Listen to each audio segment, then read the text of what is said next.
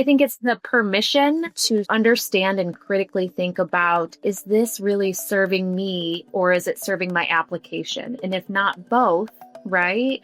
Maybe it's worth an internal dialogue about if it's worthy continuing and making really intentional as choices as you can. And who is the person that you're trying to describe and tell? I don't think there has to be so much pressure on being unique as it is that authenticity. Pursuing the things that interest you the most, that you really love, that you really enjoy, that you've really thought about, and that are really meaningful to you. And then simultaneously, you're building the absolute strongest candidacy you can because it's food to you and it's only yours. You own it. This is the Oath podcast presented by Med Edits Medical Admissions. You will learn about all things related to being pre-med, the medical school admissions process, and the residency match. I am your host, Dr. Jessica Freedman. Hello, everybody, and welcome to what is the fourth episode of the Oath podcast by Med Edits. And today I am so excited to introduce our guest, Dr. Krystal Ripa. He has 11 years of experience in medical education, medical school admissions, and really understands the medical school admissions process, the pre-med process, from multiple perspectives. And so I'm really happy to have her here with us today.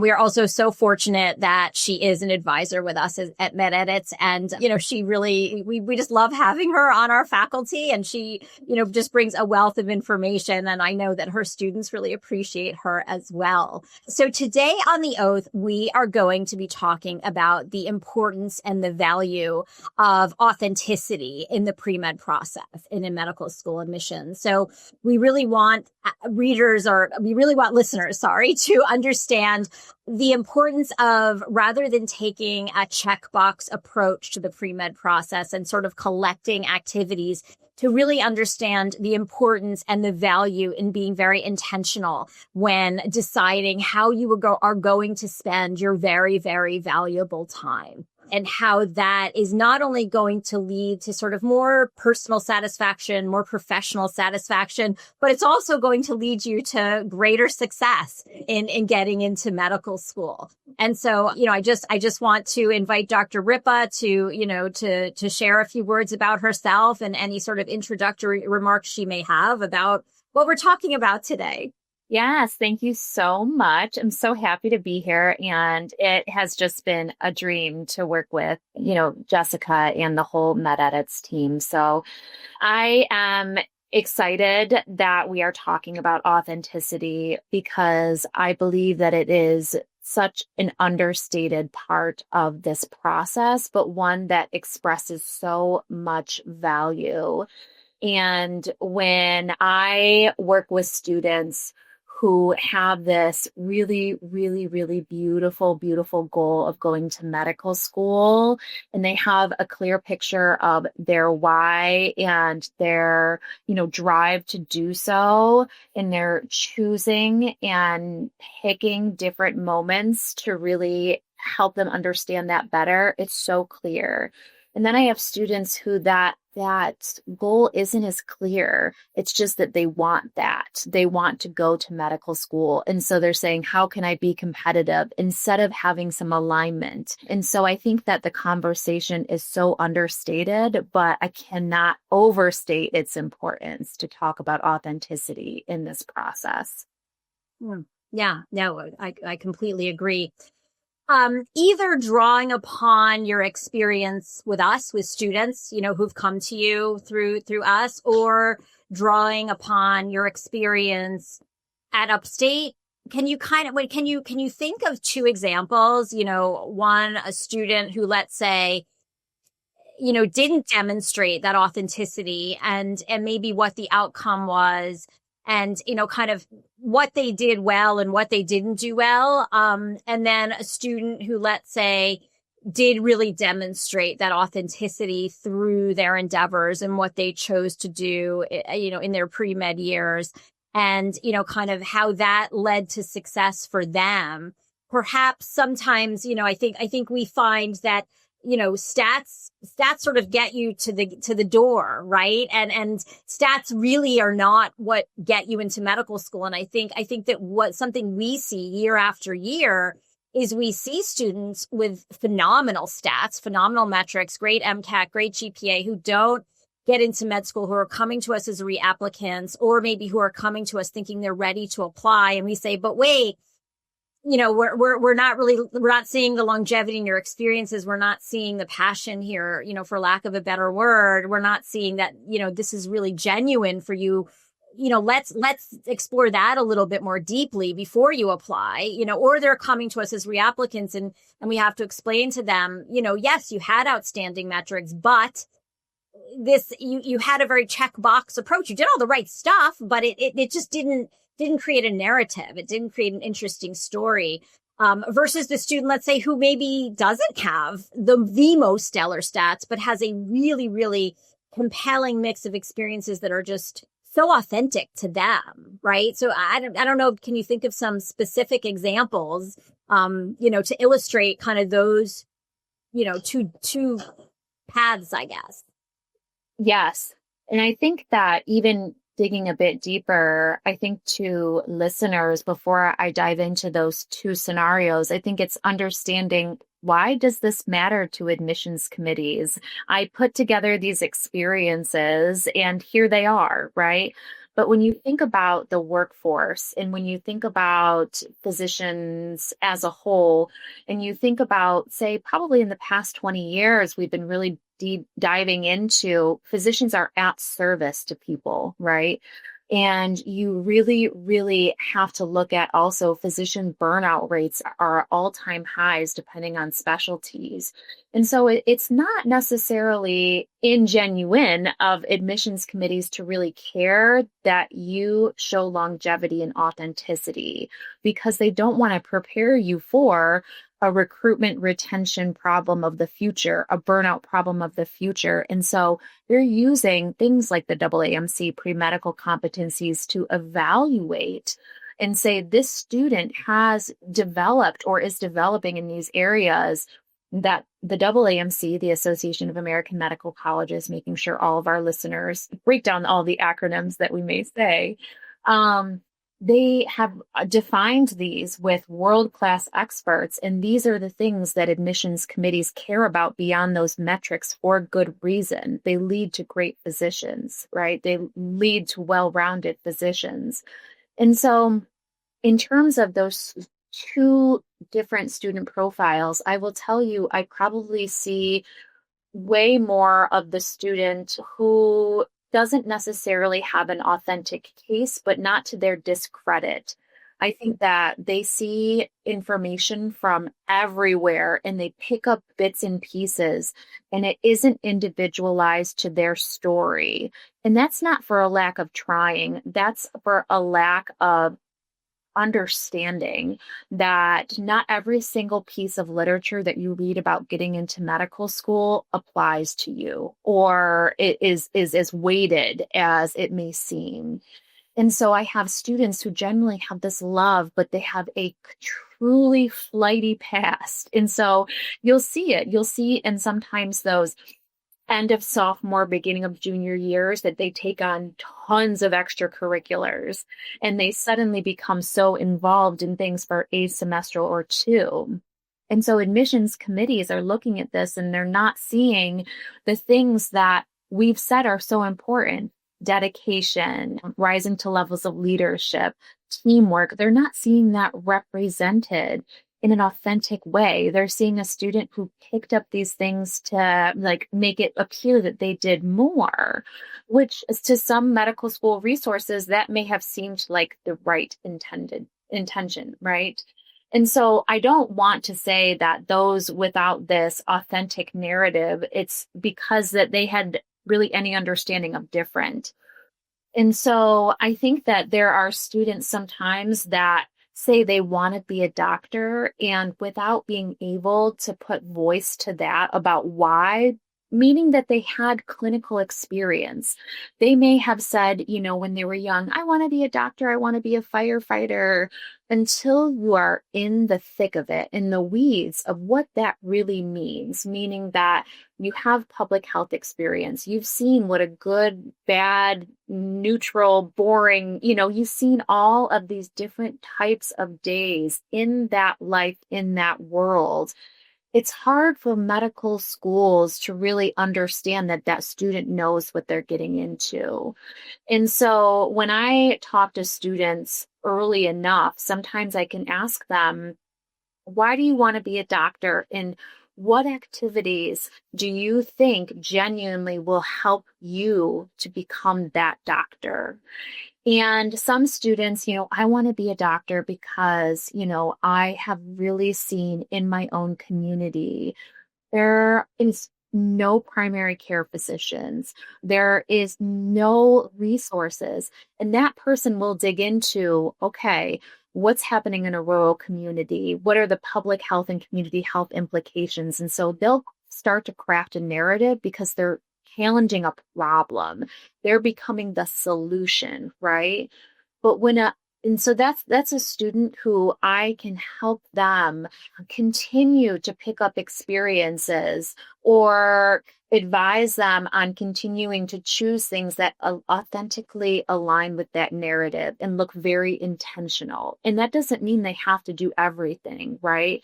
I would much prefer a student, 10 to 12 really dedicated experiences than exceed those 15, that they be 1 aux and 2 aux, and they never rise to levels of leadership. They can't really describe or define how those experiences shaped them as a human and future physician. They did them because they checked a box. And then I have the students who either they see the physician as a career path that will give them the life they want, or they have seen perhaps someone in their life, mom, dad, aunt, uncle. And that's not always. Whenever I'm in a conversation with a child of a physician, I tell them, you should be proud of mom and dad. You have also got to create some tension that this is about you and what you've experienced and how you validated that this is career path for you.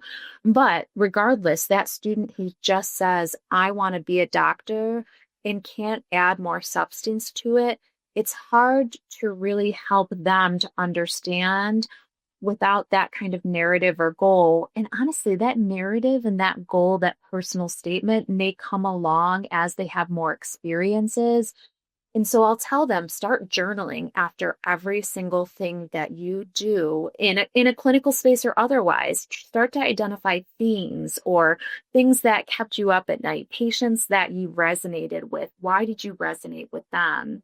And we're gonna get to that, but let's just let's step back, just because you've talked about so many wonderful things. So I think because we just want to keep everything sort of easy for everyone to digest, and we're talking about so much that's so valuable here, I think. And yes, there are so many resources out there.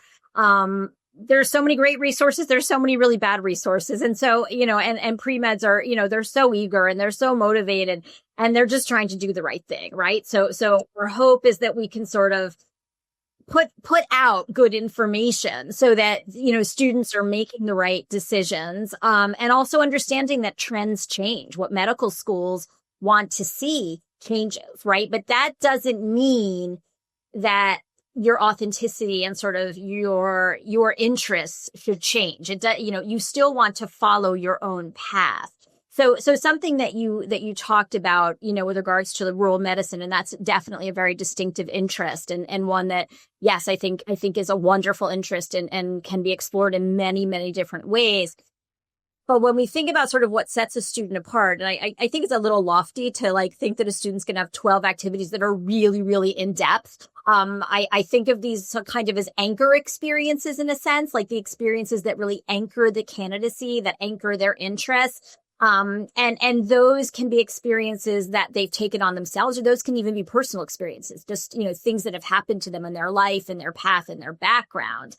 But the key here, right? And this is, and I'm just simplifying it. I remember what you said, but it's to explore things that are genuine to you that will differentiate you, right? Because if you're just kind of checking boxes, if you're just becoming a scribe because you heard it was good to get clinical work, or you're just, finding someone in the biology department to do research with because you heard it's good to get research.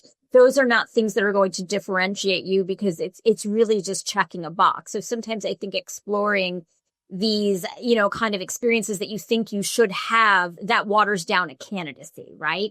So if we had to, let's say we're talking to a freshman, someone who knows going into college, they know they're pre-med, they know they want to go to medical school. What do we say to them, to get them to kind of start to explore those experiences that might be of interest to them, understanding that freshman year is an adjustment year, right? A lot of students don't do well freshman year academically. Your parents aren't around. You don't have study skills.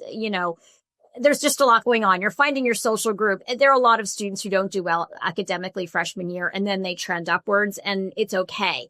But what should students be doing to start really, thinking about that authenticity and what they should be pursuing, so they don't end up just kind of being generic, right? So they're true to themselves. I think that there's so much that we care so deeply about. So if I go on another dissertation, just let me know. Not a problem. Yeah, I know. There's so much we care about. Yeah. It is so true. Yes. Yeah. And so I think that for that student, that freshman, I think if they know now that they're excited about medicine, I think that, or about being a doctor, or maybe they haven't decided that, maybe they think, and maybe they really want to explore it. I tell students to really start, go to the club fair, see if they have those pre-med or those health professions clubs. I also think it's a good time after they get at least their first semester, first year, to find time to volunteer during that year, and then spend that first summer continuing in the experience that they maybe volunteered. So maybe they started volunteering in a hospital, or maybe in a long-term care facility is another one of my favorites, because they wanted to get a sense of these different places where they know medicine happens, but maybe they don't understand these different sites that it happens at. And so what I'll tell students is start in small doses, right? Say you start volunteering and you start with that pre-med club. I also want students to do, other activities outside of medicine, because there's so much that's translatable back to medicine. It's not directly medicine, that I think crafts an authentic story. And so I tell them to try to do these things to strike balance, and to try to, in that first year, explore what has medicine in your mind right now, and what of that volunteer experience can you garner that kind of feeds that fire. They're going to find things that they dislike just as much as the things that they love. And I think that for those students that are exploring in volunteering in that first year, that's a really good way to try it on for size. I think those pre-med clubs help you to get exposure to sometimes different types of physicians, different types of healthcare providers. They also get you exposure to some of those senior pre-med students, to help sharing some of kind of those different paths, the different things that are expectations if there's a pre-med organization. So I think in that first year, it's okay to have a lot of activities that are exploration. What are some of your favorite first year? Yeah, no, I agree with this, actually. And, and again, trends change, right? I think maybe, 5 years ago, for a student, especially if they planned on applying traditionally, meaning at the end of their junior year, which basically gives them only 3 years, 3 pre-medical years. And, of course, we're not talking about academics at all in this session, but let's not forget academics. That's where the majority of your time and effort is going to be as a pre-medical student. But, I feel like it used to be, we used to almost encourage students to be getting research that first summer. And as we've seen, medical schools, really shift towards wanting every single student to have meaningful community service, meaningful advocacy, meaningful social justice work, these recommendations have shifted, right? And something else, Krystal, that I don't know, how much you know about this, is we talked about this in a previous episode, but, in the upcoming ERAS application cycle, which is the residency process, the way that research is presented is changing. So it used to be that any research you did was going to be extremely important to your residency application. And now that is going to be less important based on how the reporting of research is going to be on the residency application. So, all of these processes sort of inform the other. So, and we're always being forward thinking. So we understand how the residency process is changing now. So we're allowing that to also inform how we're guiding students. So yes, I think that meaningful service work is very important. And again, my favorites, I have tons of favorites. It depends on what the student's interest is. I love community service work that is medically focused, that's in a medical setting, long-term care facility, hospice, things of that nature, free clinics. But I also really value students who work with homeless populations, who understand food insecurity, who understand educational inequities. I mean, all of these things are linked to one another, and it's all about understanding different populations and gaining that cultural competence and understanding other people and other perspectives, right? And then, of course, and we will have another episode on this, but of course, it's then how do you present all of this when you are actually writing your application. And this is where we get into journaling, and we'll talk about that in a little bit. I could think of, hundreds of different, community service type activities. And again, we really would push the student to say, well, where are your interests? Like, what are you curious about? You don't have to have a defined interest as a freshman. We don't expect you to. Nobody does. But where are your curiosities? And then sometimes, kind of where you excel depends on what opportunity is available to you at the same time. I mean, isn't that how life works? Like, we end up becoming experts in something because this opportunity was available to us. And so we got involved. And I think there are a lot of people who talk about this who are smarter than I am, but as you become more of an expert in something, you start to enjoy it more, right? So you think about, well, what am I curious about, and what are creative ways that I can explore that? And then you then build on that in other parts of your life, maybe through research or, and something else I think that you mentioned was about leadership. And, something that I am definitely seeing in the undergraduate process now is that school clubs are, I don't even want to call them competitive because I don't even think they're competitive. School clubs are becoming so steeped in favoritism that I think it's becoming increasingly difficult for some undergraduate students, number one, to get into school clubs, and number two, to get leadership in school clubs. So something that we really want to encourage students, and I totally agree with, the idea of, joining a pre-med club, because you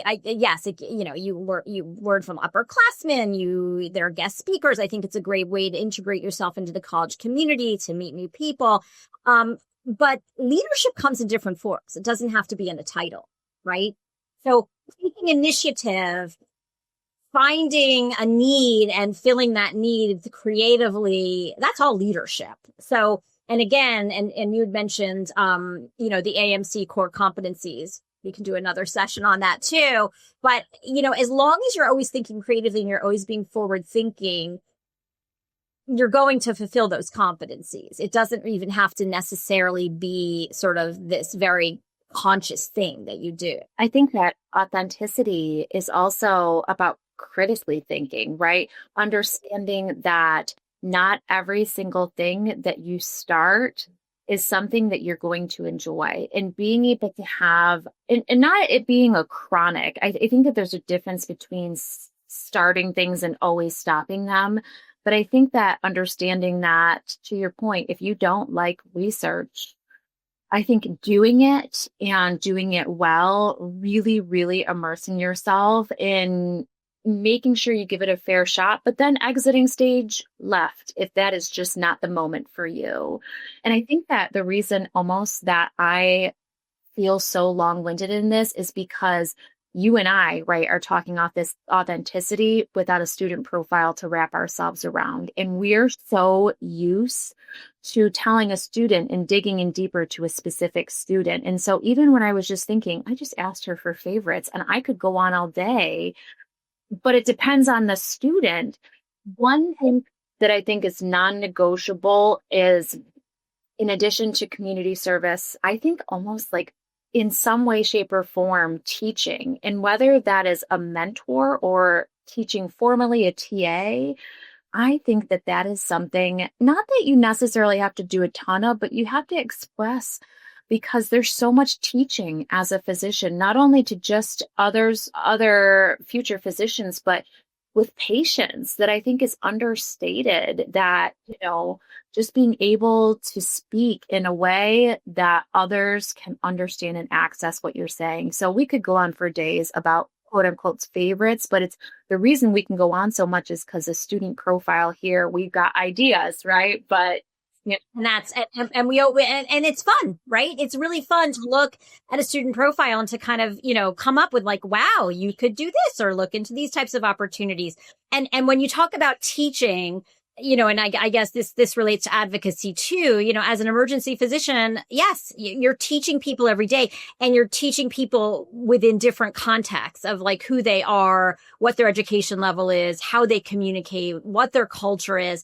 So all of these experiences give you understanding of that, right? And the same is true of advocacy. I mean, I was advocating for patients on a daily basis in the ER. I mean, it's probably one of the ones where you really have to advocate because you have sick patients who need outside resources, and you're always giving people more work to do. And, that sometimes requires pressure, but, like there's definitely all of these things do translate to actual clinical practice. So when people think, well, I'm not going to be doing that as a doctor, it's like, well, yeah, you will be doing that as a doctor, just, kind of in a different context. Let's kind of shift a little bit to clinical exposure. And and you talked about rural medicine, and certainly, rural medicine, I think is for a student who genuinely has an interest in rural medicine, maybe grew up in a rural community, understands the underserved nature of those areas, and gets really involved in rural medicine. I mean, that's definitely like a phenomenal niche, a phenomenal anchoring experience, I think. But what are other ways that students can pursue clinical exposure, patient-facing exposure, in a very authentic way, right? Because I do think that this is one area where students can kind of seem a little generic, I mean, how many people are EMTs? How many people are scribes? And certainly I think there's a lot of pressure, perhaps too much pressure right now, that pre-meds all think they need to work in a clinical arena, which, we certainly don't see that that's the case. We work with many successful students who don't have clinical work experience, right? So how can students sort of get that authentic patient-facing clinical exposure? What are some ways to think about that? Some things that I think about when I think about what does a student have access to and what they have interest in is, where they're at school, where they're at home, right? There may be different opportunities in those places. I think about a lot of facilities or ways in which a student can go into a senior care facility and be able to be a companion. And I think that that is an incredible experience. I actually had a student the other day that has had their buddy, they said, 4 years now. And can you imagine, it doesn't have to be, some huge commitment certification, but can you imagine the different types, just things that those students have learned in conversations with those patients, the different types of advocacy that those students may have had to do in those facilities, perhaps just because, either the patients don't have the words, they don't have the movement to be able to do those things. So I think that volunteering, or sometimes there's even, more work experience roles at those places if they need something, but it doesn't have to be that. So there are a lot of, senior care facilities. There's also a lot of those in terms of pediatrics, in terms of, you can actually, in the foster care system, there are ways for you to be a foster care supervisor and help with patient appointments for Medicaid involved children. And so I think that there is absolutely a way to be creative. And I always challenge students. And sometimes I'll send them lists of places, like sites close by their house, and they're out of the box. They aren't things that they necessarily think about. But I also think about the students' family themselves. Do they have a family member that they have an experience that is rooted in a certain condition, like maybe a grandparent that had dementia, right? And that gives them this extra call to action in those spaces to contribute. And so it's genuinely tying these pieces together and helps medical school admissions see this genuine draw and calling that follows them in their experiences and their time and their efforts and their energy. And maybe it's not always as clean as that. I have a lot of students that I have seen be medical assistants. So that is work experience. But I've also had some that work as like medical administrators at the front desk. And so having a sense of the paperwork even is really helpful. And you're meeting patients and you're greeting patients, And so I don't think it's ever linear. I think if a student really thinks about what they would be interested in and looks at the resources close by, there could be many possibilities. What are some other ones that you? No, I agree with you. And I do think there are, it's funny, like, there sort of are myths out there. There's so many myths we're always dispelling and, and somewhat, I mean, not somewhat, there are many students who think like you're not supposed to write about an experience as a patient. You're not supposed to write about a family's experience in medicine, but those are often, for many, many applicants, those are often some of the most motivating experiences. I'm thinking of one student, for example, who had a special needs sibling. And, and this was very motivating for them. They started in high school doing community service work with special needs, children. They tried to get involved in some policy work as a high school student in their hometown. And then they, took this into college and got involved again in some more community service at college, some research related to this. So for some students, what they experience growing up or with a family member or themselves, is very, very motivating. And, and there's nothing wrong with that, right? This is sort of all about what drives you and what are the motivating forces. That's what's important. So it doesn't matter what those necessarily are, but what matters is that they exist and they're there and kind of, you need when you're composing your application, that's not what we're focusing on today, but you need to be connecting the dots for your reader. And so when you're thinking about what experiences you want to take on, you should sort of be thinking a little bit about, okay, how are these dots connected? Doesn't mean all the dots need to be connected, right? I mean, it's great to have multiple interests, to have diverse interests, to be interested in something completely unrelated to medicine. Everything's tangentially related to medicine. I mean, we have students who are really interested in music or who are really interested in the arts or who are really interested in English and writing and there are entire disciplines and departments on humanities and medicine or music and medicine. So there always are ways, and I think this is what we love doing. There always are ways to take your interests and figure out how they relate to medicine in some way. And, and sometimes it's those students who do kind of have those more outside the box, not so kind of traditional. There's nothing wrong with traditional, right? There's nothing wrong with a bio major, but how about the music major who did, who did research on the impact of music on dementia patients, and then was somehow involved in some sort of outreach, playing music for these populations. And, so there are all these different ways you can kind of take interest and so they make them work. I think that it's rare that a student hears this said, though. I think that students more often than not hear about the checkbox, you know, I think that it'll be rare for us to say, well, did you really like that? If you didn't like that, choose something else, choose something different. And so I think it is kind of flipping a narrative on its head. And I look at a student and I will tell them, I can almost make anything relevant to medicine. There is a transferable skill there. That doesn't mean I will not recommend that you do something additional so that you can deepen your understanding of that field, but I can make almost anything relevant to medicine because medicine is about humans, and the more that you have to offer to patient populations in terms of ways that you can connect, the better that connection could potentially be, right?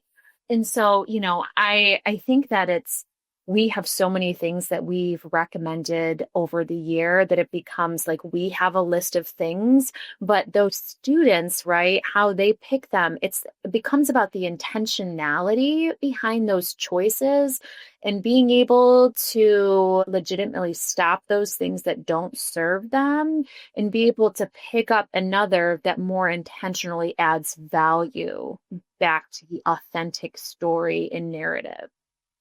Right. And there's nothing wrong with dropping an activity, right? And what I will say to a student, and this is one of the reasons why we say, please don't shadow physicians for hundreds and hundreds of hours, because for smart, ambitious students, it's kind of boring to shadow people. But, I will ask students, are you still learning something? Are you bored? Are you enjoying it? Right. And if the answer is like, no, I'm kind of bored. I'm not, I've plateaued in my learning and it's like, I don't think I can progress any further in this. And it's like, okay, then maybe let's explore maybe creative ways where maybe you could, but if it's still a dead end, then it's like, okay, then maybe that activity is done. Right. Like it's important to know when to drop an activity. And it's hard to do that, especially if you've invested a lot of time. Well, and I think that this also may be like, we are like, you've got to stay through and not quit something. So I think it may be like, even us, parents, I have young children, but I'm all like, we're not going to quit something, you're going to follow it through. But sometimes there is a healthy way to end something and move on. So this is the permission, right? To move on from something that doesn't serve you anymore. Yeah. What about for the student who's really a STEM kid, loves bio, loves chemistry, loves physics, loves research. They obviously love people too, because it's hard to not like people and go into medicine, I think. But I think it's important to send the message, just because the way we've been progressing, we're talking a lot about non-STEM and, most pre-meds are bio majors. Most, that's the majority of medical school applicants are biology majors. And if they've been involved in STEM activities, doing, science Olympiad as high school students and that's perfectly okay too. Again, it's about, okay, well, where's the interest? What lab are you going to get involved with? What research are you going to get involved with? What are the clinical implications of that research? I think that's always, even if you're doing, basic science, molecular research, what are the what's down the line for that research, right? Like you always want there to be that connection to a person at the end, right? Even if it's not immediately in front of you. Yes. And honestly, I think that if we had a bunch of the same people in medicine, we would have a lot more problems. It's this combination, right? We need these STEM majors. We need these non-traditional majors. And so I think that there's place for everyone. For those STEM majors specifically, the way that I find a lot of the STEM majors that I've worked with, how they explore problems is far different than how I find the students that I work with from other backgrounds, creative backgrounds. And so there's a role for them all. When I see a student that is so deeply invested in STEM and in their research and is really, really more passionate about the science, I want them to continue that. I want them to find a way to contribute and mentor those that are coming up in STEM behind them, almost in a legacy mindset. I think that that is such a meaningful way for them to express, there's this thing I love, there's this research project I love, and I want to emphasize to the next generations that I love this much. And when I have tended to put students in these paths, in those kinds of environments, the way they light up, and then it also expresses it to admissions committees that this person is doing that mentoring, that teaching. They are, engaging more with people and students outside of, sometimes we put STEM and researchers in boxes and we think they're in labs all the time. But so much of what you do in a research lab is the teaching, is the mentoring, and it is having to communicate those ideas. And so I love when I see that they're adding activities where they can share those passions. I also express to them, just like you said, the research that you're doing at some level is translatable and transferable. And so for those students, and I challenge these students, I was like, do you want to do MD, PhD? Do you just want to do MD? Which I think is important. Like, they should explore that if this is so much in their heart. But for those students who say, I love research, I do not want to go the MD, PhD route, for students who want to stay in medicine only, I was like, I think it's going to become more important that you keep this passion for science and help to create the narrative around why that science is such a role in medicine and how it will change the way in the future that you're a physician. It will change the scientific process that you go through with patients in making diagnosis. And that helps them to think about, so they start to look at some, internal medicine, EDs, so where they're seeing a broader range of different patients with different things, and they start thinking about the diagnoses that are coming, the tests that are coming, right? And so you start to see that they are treating those tests like they would experiments. And so it helps them to really tease out, this is what I love. And so it's really it's like a puzzle. For my STEM students, it's always more like a puzzle for me. Yeah. And I also think something, that's important to emphasize in all of this when we're talking about authenticity, right? Because this is what we do, right? We help students to select, to get involved in things authentically and to select their activities, to spend their time wisely. We also, help them to put their stories out there authentically, through all their written documents. That'll be another episode at some point. But additionally, medical schools have interviews, right? And so that authenticity, when you're on an interview, that enthusiasm, it's very difficult to fake that, so it's, and if I could sort of identify one reason why students don't get into medical school, it's because they do take a checkbox approach and they lack the authenticity. So then when they get on an interview, it just isn't coming through, right? And at this point, most interviews are virtual. That's a whole other, it's a different skill set, having a virtual interview. But I think when students take a checkbox approach, they're going to present very, very differently versus the student who had a natural progression of one experience to another experience to another experience. That includes dropping the experiences that weren't meaningful to them and can explain those things. And that enthusiasm comes through during the interview process, right? And then that interviewer that is going to translate that to, like, okay, this is who this person's going to be in their future career. Yeah. And I think that if you calculate your application through that checkbox approach, I always tell students when they're preparing for interviews, I want you to be extemporaneous. And I swear, I think that if I could tattoo out on my forehead, they probably would do it for me because of how much I tell them, be extemporaneous, right? be as conversational. I don't want you to be rehearsed. For those students that I find have come to us or have had that checkbox approach, it's almost like they lose sight that checkbox isn't there if they have to be conversational.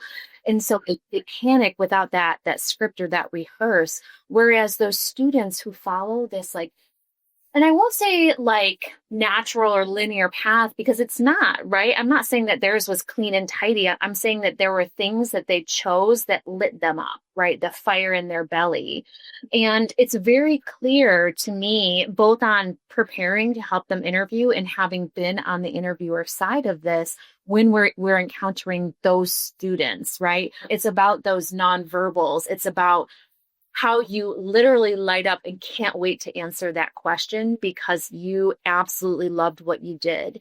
And it's also okay if you get a question and something didn't set you on fire. Like sometimes when I ask students about research and they're like, I gave it a try, I learned a lot, and I decided that back to more, clinical experience it was for. I value that so much. I love when a student tells me what they took away and why they turned and pivoted. So absolutely. And there are other ways to demonstrate those science competencies as well. And also honesty and integrity. So important in medical school admissions, in medical school as being a physician. So, all of those things are going to be respected when you're answering, as honestly as you possibly can. And I think something else, if we had to kind of, talk about, which we've mentioned, like the three major buckets of experiences, being clinical exposure, patient facing experience, research, and then community service. And under that umbrella is advocacy and, outreach and all those kinds of things.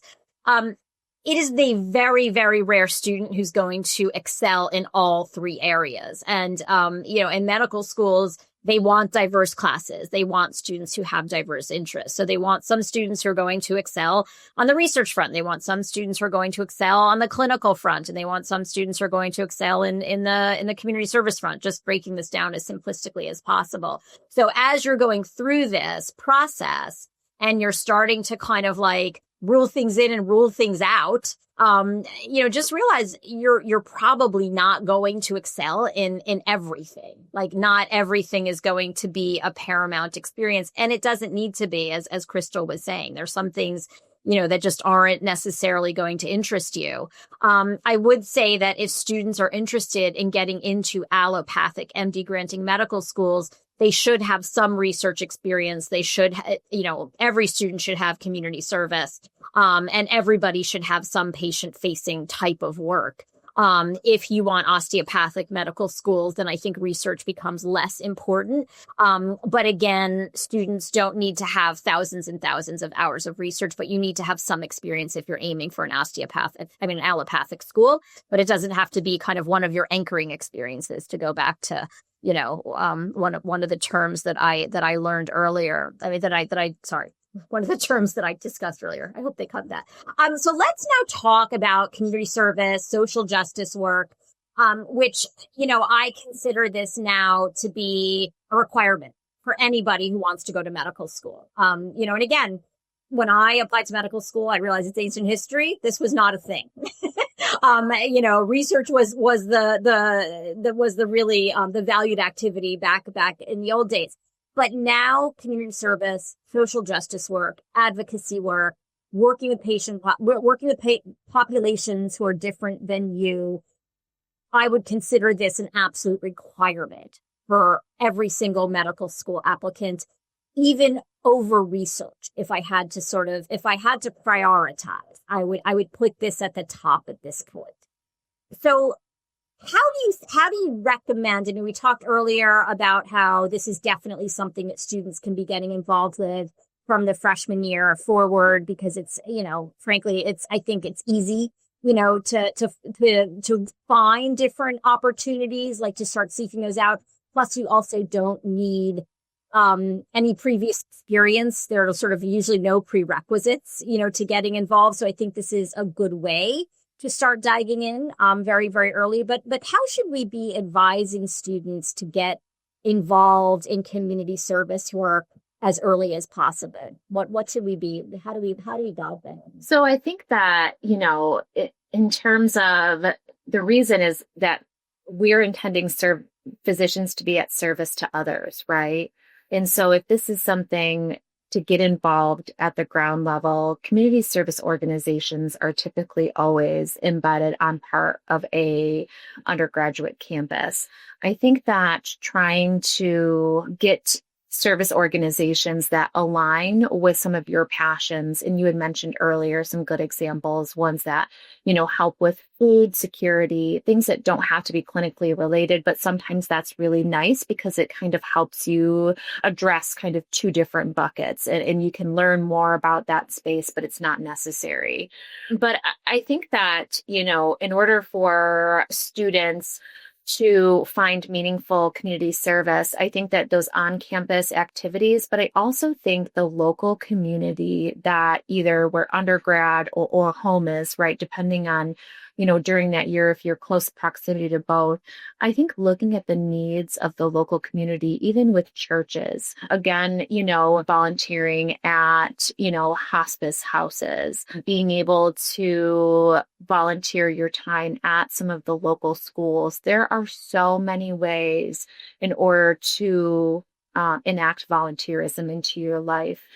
I think that the reason that kind of the civic engagement and the social justice piece also becomes so important is because I feel like we in medical school worlds are trying to help physicians understand how they fit in the hierarchy of these systems and how them being able to understand the communities before they're treating patients in those communities is so imperative to the health outcomes of those community.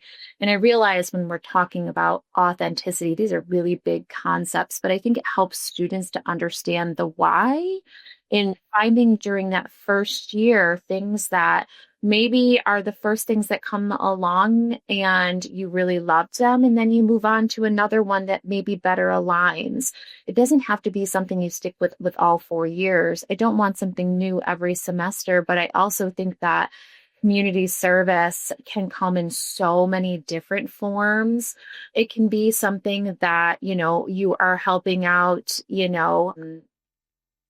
in the organizations on campus that are even doing their own clothing drives, because there is a community on campus who has basic needs as well. So you may not have to look far, but you will have to think critically about those things that will serve others as much as they will help you to understand more about yourself. Yeah, no, I think that's a really good point. And I like the idea of like thinking about your surrounding community, right? Wherever that is, that's at home, that's at school, sort of wherever you live, what is beyond the walls of where you live? Because there are people who have less than you do, no matter where you live. So it's about finding those communities, understanding those needs, and diving into those populations, whether that is through clubs on campus, whether that's through community organizations that you get involved with. I mean, any community organization is going to welcome college students, who want to volunteer with them. Not everyone has access to a car. Some students may not go to college in an urban setting. So there obviously are some logistical challenges there. But, I often talk about the crevices of society and the crevices of communities. And if you think about like sort of getting into the crevices of whatever the communities are surrounding the areas where you live, whether that's at home where your parents are, maybe your parents just moved, like, okay, what are the communities that exist there? Maybe it was like, if your grandparents lived somewhere else and you spent every summer there as a kid with your grandparents, maybe it's about those communities, or maybe it's about the communities surrounding your college, so just think about the communities you're a part of and then try to get involved in opportunities that are going to allow you to understand the needs of those communities and the challenges facing those communities. I think a really beautiful example of a student who did this so eloquently I had a student who was at an Ivy League campus, and she realized how much food waste was happening on campus. And she said she walked 15 minutes and there were lines out the doors at soup kitchens. And so what she would begin to do, and this again is taking kind of that entrepreneurial initiative, and this is giving an example of how someone can kind of craft that narrative. She went ahead and not only started to connect, her institution with trying to, avoid food waste, donate things that were unopened, and whatever safety precautions there are. But then she also said, this is such a big need in the community beyond our walls. She started an app that helped those that are suffering with food insecurity know where there were places and spots to get food at any given time. Because if you think about it, where would we find that information all in one place? And so I think that was just such a beautiful, beautiful way to use her ambition and her desire to help, along with her skills in computer science, that are different from your traditional pre-med, to really address this figure challenge. And so you talk about authenticity. I mean, that it's woven into this student, just the way she talks about it, but just seeing that play out is such a beautiful example of how community service can really manifest. It didn't start out that way, right? It started as her with this recognition, and when she was volunteering at a local food pantry, and she started connecting all those dots. We have students who start nonprofits in this way. And so, these are big ideas. And I think that admissions committees get excited because they see those people as the people that are going to solve the challenges, the solutions focused people. And that's exciting. I think it's probably a lot. It's heavy to think about, how do I go do something like that? But I think that, being solution focused with community service and really trying to resolve, what you can that aligns with the community that you're in, it is really, really being culturally aware and community aware. Yeah. And it doesn't have to be that big, right? So if you don't want to go that big, then find a local food pantry to volunteer and figure out a way that you can sort of take whatever you're doing to the next level. Because every student has different level of ambition too, right? So, it's about really sort of getting involved and immersing yourself. And I was a student who had to work, pretty much full time. So I have an appreciation that some of these authentic activities that we're talking about may happen amongst the midst of working and going to school. So, I think that, trying to be intentional even more so with what you pick and choose is so important. Yeah. Yeah. So if we kind of had to, sum up everything, how do we sum this up? How do we sort of give people nuggets to go away with? So, they're pursuing the activities that are going to be most authentic to them. And by pursuing those activities that are most authentic to them, they are naturally building a very distinguished candidacy. I think it's the permission to understand and critically think about, is this really serving me or is it serving my application? And if not both, right? Maybe it's worth an internal dialogue about if it's worthy continuing, and making really intentional as choices as you can. And who is the person that you're trying to describe and tell? I don't think there has to be so much pressure on being unique as it is that authenticity. And that becomes clear across many corners of your application: activities, personal statement, interview. So I think being honest with yourself and really getting excited about those things that you choose to invest your time in is important. And those are the applications that stand out the most, right? And those are the interviewees who stand out the most. So it serves multiple purposes. You're pursuing the things that interest you the most, that you really love, that you really enjoy, that you've really thought about, and that are really meaningful to you. And then simultaneously, you're building the absolute strongest candidacy you can because it's food to you and it's only yours. You own it. And, and you're also going to have the best interviews that way. And you're not going to come off as a generic applicant. Absolutely. Absolutely.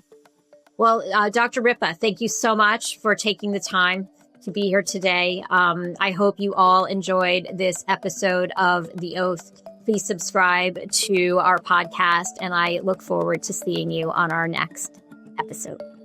Bye-bye.